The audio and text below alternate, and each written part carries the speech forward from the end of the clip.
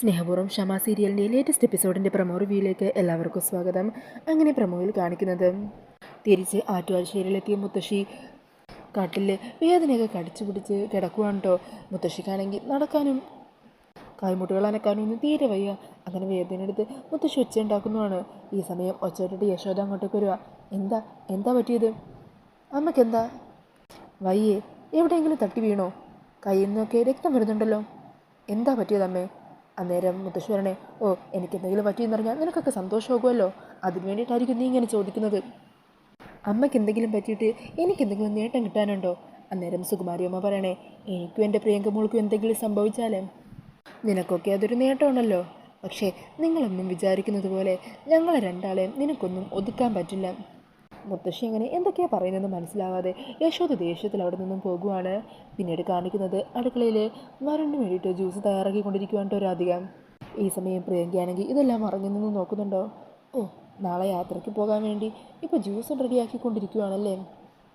ഈ ജ്യൂസിൽ തന്നെ നിനക്കുള്ള പണി ഞാൻ തരാടി. നിൻ്റെ നാളത്തെ യാത്ര ഞാൻ മുടക്കി കയ്യിൽ തരുന്നുണ്ട്, നീ ജ്യൂസ് തയ്യാറാക്കും. അങ്ങനെ പറഞ്ഞ് പ്രിയങ്ക രാധികയുടെ കണ്ണിപ്പെടാതെ അവിടെ മറഞ്ഞു നിന്ന് വെയിറ്റ് ചെയ്യുവാണ്.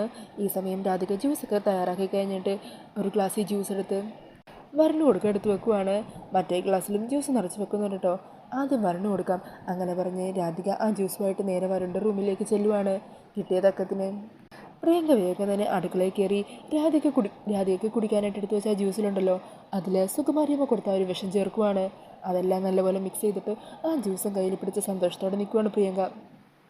എന്നിട്ട് പ്രിയങ്ക പറയണേ, നിനക്ക് നാളെ ഒരു യാത്രയുണ്ട്. അത് വരൻ്റെ കൂടെ ഹണിമൂണിനല്ല, എല്ലാവരെയും വിട്ട് എന്നേക്കുമായിട്ടൊരു യാത്ര. അങ്ങനെ പറഞ്ഞ സന്തോഷത്തോടെ പ്രിയങ്ക ജ്യൂസ് എടുത്ത് അതേപോലെ തന്നെ അവിടെ വെച്ച് ഒരു ഗ്ലാസ് കൊണ്ട് മൂടിയിട്ട് അവിടെ നിന്നും വേഗം പോകുവാണ്.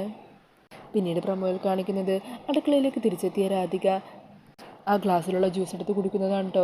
ഈ സമയം പിന്നാലെ വന്ന പ്രിയങ്കയും ഈ കാര്യങ്ങളെല്ലാം കണ്ട് സന്തോഷത്തോടെ നിൽക്കുവാണ്. രാധിക അങ്ങനെ ആ ജ്യൂസ് മുഴുവൻ കുടിച്ചത് കണ്ട് പ്ലാൻ വിജയിച്ചതിൻ്റെ സന്തോഷത്തിൽ തുള്ളിച്ചാടി നിൽക്കുന്ന പ്രിയങ്കയാണ് പ്രമോയിൽ കാണിക്കുന്നത്. മിക്കവാറും വിഷം ചേർത്ത് വെച്ച ആ ജ്യൂസ് ഉർവശിയായിരിക്കും കുടിച്ചിട്ടുണ്ടാവുക. ഉർവശിക്ക് കയറാനായിട്ട് പിന്നെ അപ്പുറത്ത് വാതിൽ തുറന്നിട്ടിരിക്കുകയാണല്ലോ.